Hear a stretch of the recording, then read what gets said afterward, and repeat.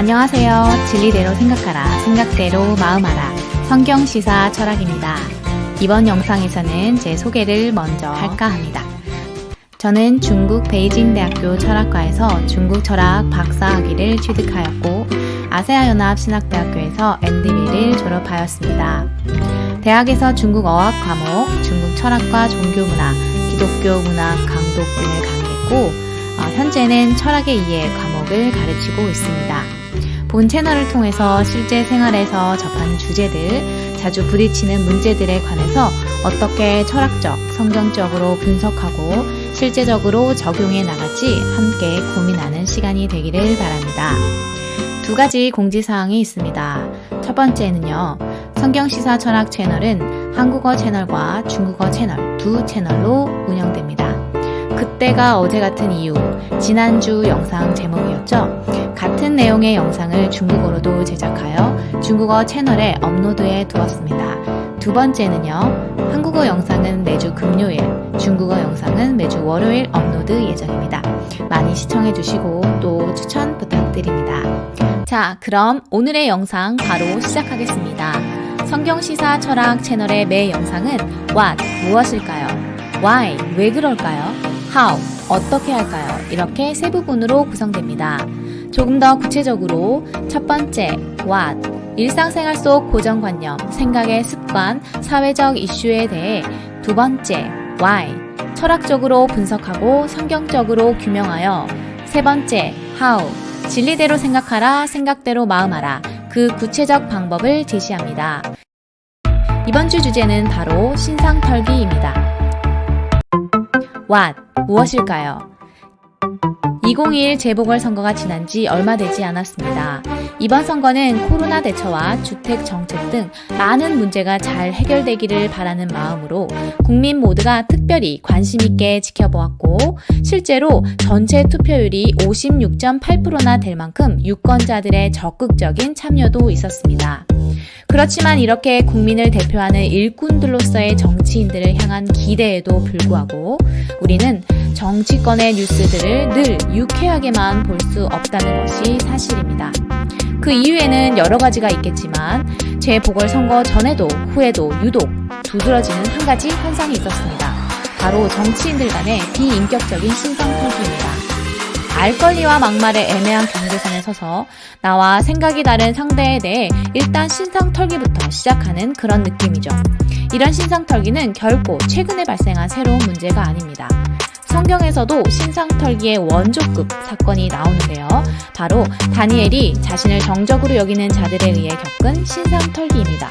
사실 이렇게 인류 역사 이래 부단히 발생해온 신상털기는 정치인들만의 수단도 아닙니다. 사기, 스토킹, 인종차별 등 많은 범죄와 부덕한 일에 악용되고 있는 수법이죠.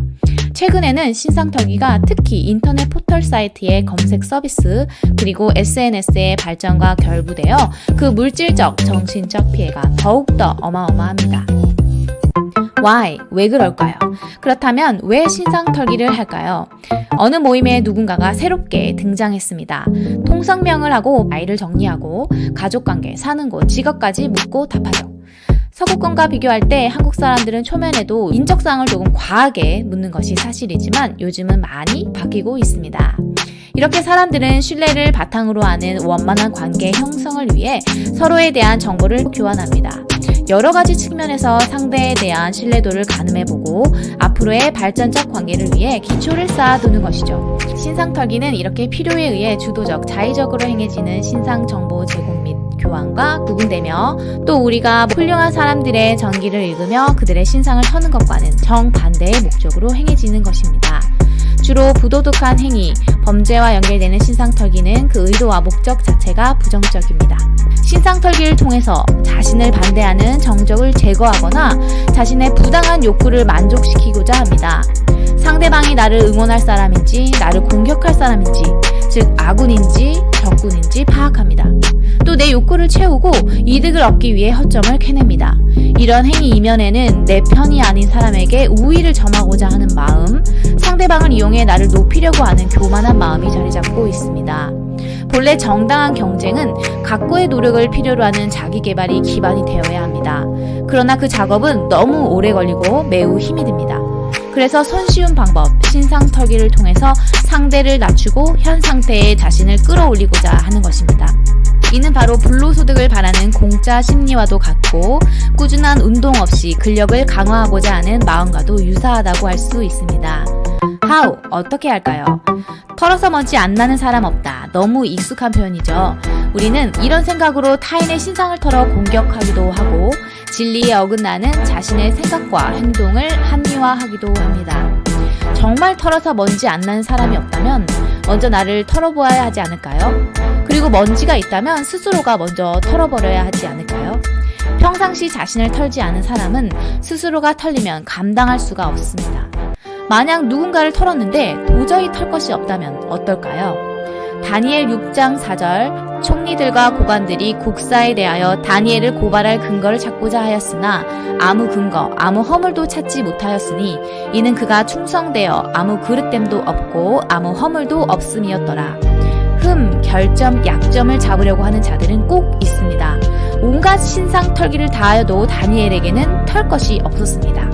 그 시대의 다니엘은 그 속에 거룩한 신들의 영이 있는 자라 불렸습니다. 누군가 우리를 턴다면 우리에게도 그리스도의 향기가 있어야 합니다. 다니엘은 하루에 3번씩 무릎을 꿇고 기도하며 그의 하나님께 감사했습니다. 그는 어떤 위기가 있어도 하나님 앞에서 하루에 3번 그의 심령을 털어내었습니다. 결국 다니엘의 정적들은 왕에 대한 과잉 충성이라는 고리로 하나님의 율법에 반하는 왕의 금령을 만들어 그를 참수하고자 했습니다. 30일 동안 왕 외에 어떤 신이나 사람에게 무엇을 구하면 사자굴에 던져 넣기로 한 것입니다. 그들은 이렇게 집단 행동으로 세력을 규합하고 불법과 해악을 저지릅니다. 그러나 다니엘은 위기가 왔기에 더욱더 이전과 같이 기도의 방에 갑니다. 또 이전의 율법에 충성할 수 있는 비결이었던 그 기도의 방은 비록 모함의 빌미를 주는 위기의 계기가 되기도 했지만 결국 구원을 얻는 열쇠가 됩니다. 신상털기가 상대를 참소하고 회방하려는 것이었다면 그 방향을 내게로 돌려 하나님 앞에서 나의 신상을 털어야 합니다. 나의 신상, 언제 어디서 무엇을 어떻게 왜 털어야 할까요?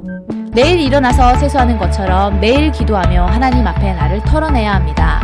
외출 시 어느 장소에서나 마스크를 항상 쓰고 수시로 손을 씻어 코로나 바이러스를 차단하고 털어내는 것처럼 마귀로부터 기인한 죄악된 생각과 유혹 또한 어디에서나 수시로 떨쳐버리고 털어내야 합니다.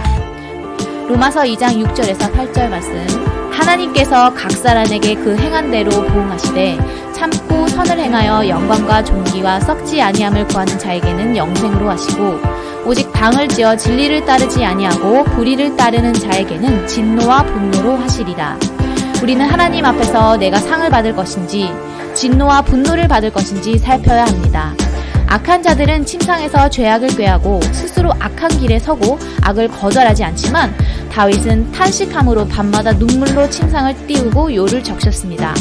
다윗은 이렇게 혹여나 주의 분노로 자신이 책망받을 일이 있는지 주의 진노로 자신이 징계받을 일이 있는지 하나님 앞에서 끊임없이 자신의 신상털기를 했습니다.